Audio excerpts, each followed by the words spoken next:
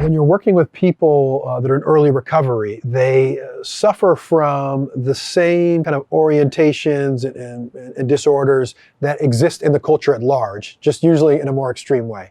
So one of the things I come across a lot is what we call over-accommodation or people-pleasing. And it means sort of overextending the boundaries of myself in a way that causes me a deficit for the sake of the other. Psychologically they call that kind of codependence. It's on that spectrum. And it's a really big deal. And so a lot of people that you find coming into recovery have felt that they've been living for the world and they don't really get theirs. And so theirs becomes using drug and alcohol. The metaphor for me is like, okay, I do everything I'm supposed to do, everything the world asks of me during the day. And at night I hide in the closet and drink vodka and smoke meth, or whatever it is. That's for me. The rest of it's for the world, because the world's been demanding on me since I was born, right?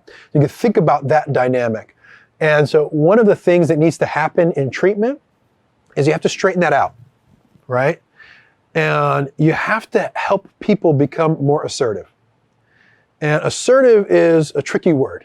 I don't mean asserting your will on others, but I mean being clear about what your boundaries are and being clear about how to draw those boundaries in a way that's effective in your life.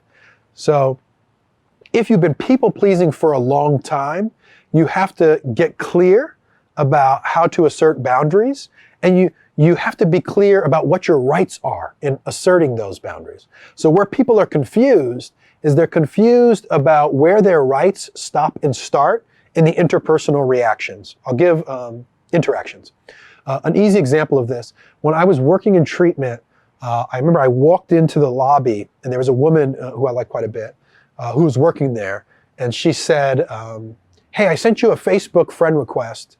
Did you get it? And I said, yeah, I saw that friend request. And she said, well, are you gonna friend me? And I said, no, I'm not gonna accept your friend request. And she gives me this look like, she's offended. And she says, why not? And I said, well, I don't want to. And she said, well, my roommate, who she sent you a Facebook friend request and you accepted that friend request. And I said, yes, I did. And what did she say? She said,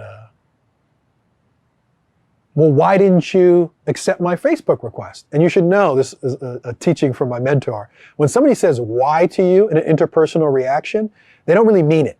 They don't want to understand it. It's really a complaint, right? And so you go, is that a question or a complaint, that why, right? You have to clarify that.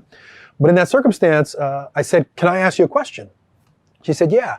And I said, do I have the right to decide who my Facebook friends are? She said, yes. I said, okay, good, we're clear. I said, let me ask you another question. Were you ever married? She said, yes. I said, you had a wedding? She said, yes. I said, did you invite some people to your wedding? She said, yes. And I said, were there other people you didn't invite? She said, yeah, there are people I didn't invite. And I said, did you ever have somebody who you didn't invite to your wedding come up to you after the wedding and say, why didn't you invite me to your wedding? And she said, in fact, I did. And I said, what did that feel like? And she said, it didn't feel good. I said, great, now you understand this interaction. Right?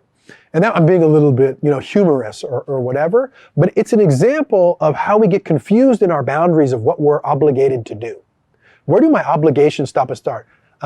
If I'm in a relationship with somebody and I don't want to be with them anymore, which is usually why people break up out of relationships, right? Usually people don't want to be in a relationship because they don't want to be with that person anymore. The question that the party asks that is being broken up with is usually, why? But they don't mean it, because 9 times out of 10, there's only one answer: because I don't want to be with you anymore. Obviously, on the other end, that's hard for you to understand, because human beings are naturally kind of narcissistic. And so somebody breaks up with me and I love them and they don't love me. It's like, I don't understand. But I do understand, because there are people who have loved me who I didn't love in the same way.